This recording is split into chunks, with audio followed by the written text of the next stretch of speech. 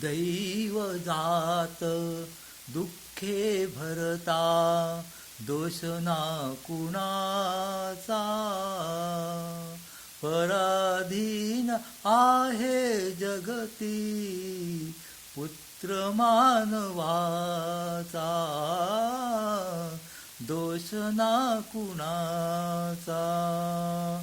माय कैकईना दोषी नभे दोषितात राजत्याग कानन यात्रा